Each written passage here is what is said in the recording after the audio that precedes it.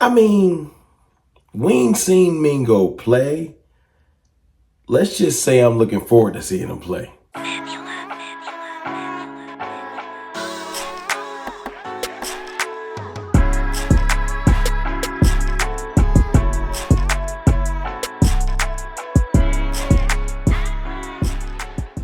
What's good, people? It's your boy, Mr. Rome, Cowboys fan talk, right back like I never left. What's up with y'all, man?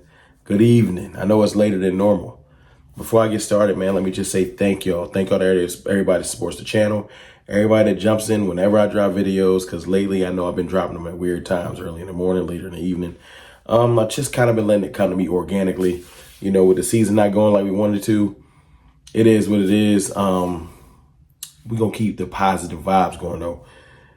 Let's talk about Jonathan Mingo.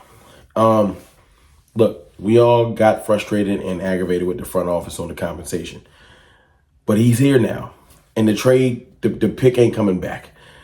So, it's one of those things where let's deal with reality. We can't just whine over what happened forever. He's here. And this is a big dude. Like, I'm not mad at the stature he brings.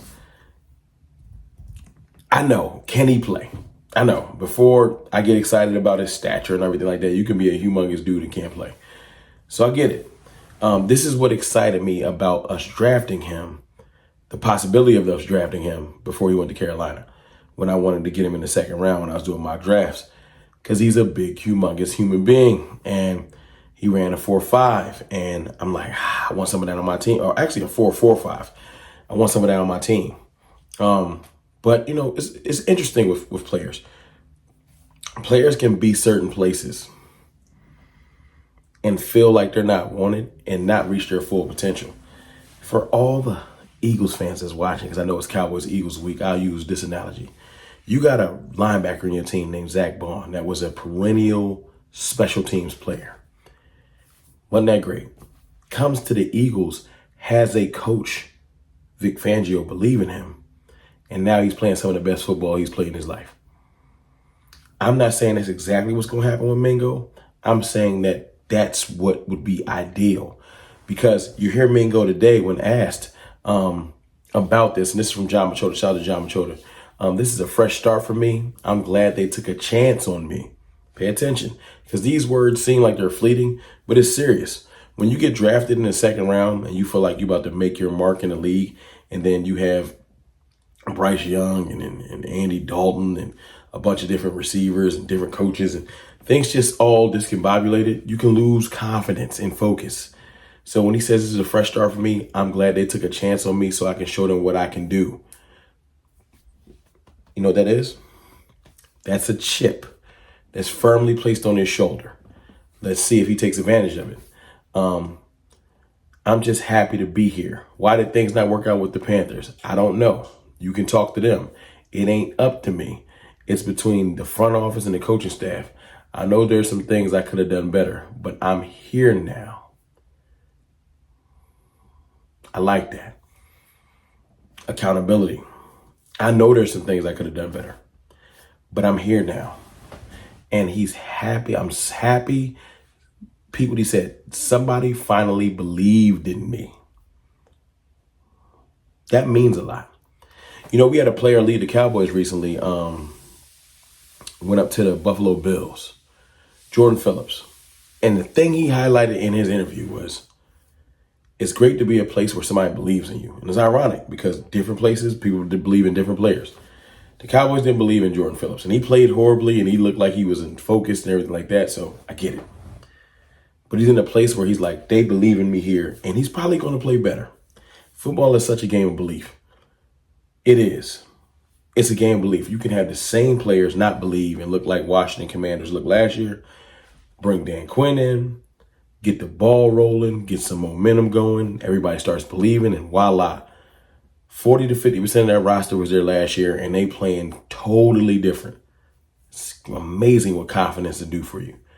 I'm hoping that Jonathan Mingo, although we don't have Dak Prescott, I'm hoping he can find some semblance of confidence, because it'll be great to have Jonathan Mingo here for the future, because since considering we gave up a pick for him. I just want to see him play. Full disclosure, I'm not telling you what he's going to be.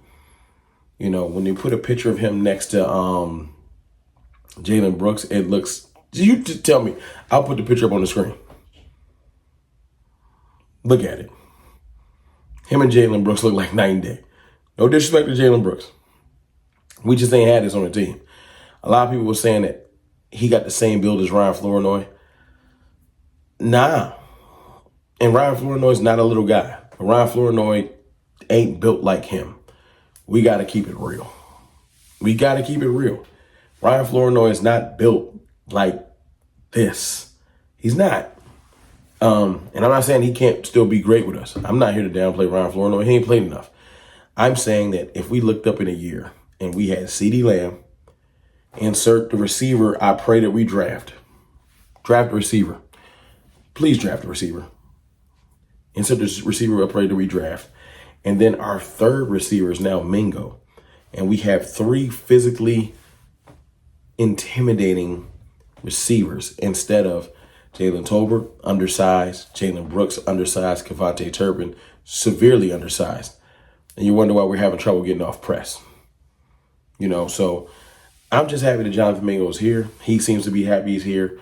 I would like to know what y'all think in the comments. I think that the confidence of him being here, like the excitement, and let me ask y'all this. Seen a depth chart recently.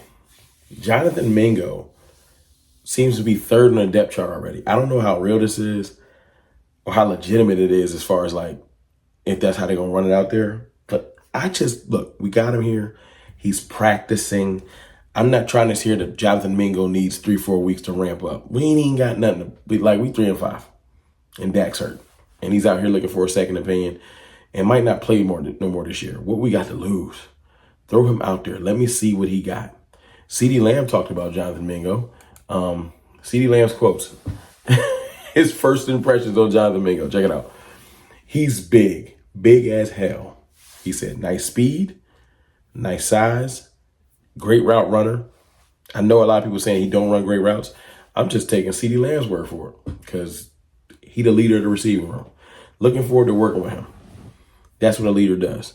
Now, look, let's get him on the field. Let's get him on the field. No hype in here. No, look, I know he looked like Dez Bryant or he looked like A.J. Brown. And no. Physical stature, he might look like all these receivers. I need to see what Jonathan Mingo can do. No name comparisons, no comps. What can you do? What can you bring to the table? I'm not doing that whole he looks like he gonna play like, no. Go out there, make a catch or two. I've read the draft profile, great with the ball in his hands, physical after the catch. Scheme it up, Mike. Get the ball into his hands. Let the young man go to work. Let's do something different. We got a new weapon, whether it was a person everybody thinks is a bust. Let's use them because different places, different schemes produce different results. He's in Dallas now. Let's use him. But it's your boy, Mr. Rome. Like I said, man, let me know what y'all think in the comments. Mingo's here now. Hopefully, he can bring something to this team. I'll holla.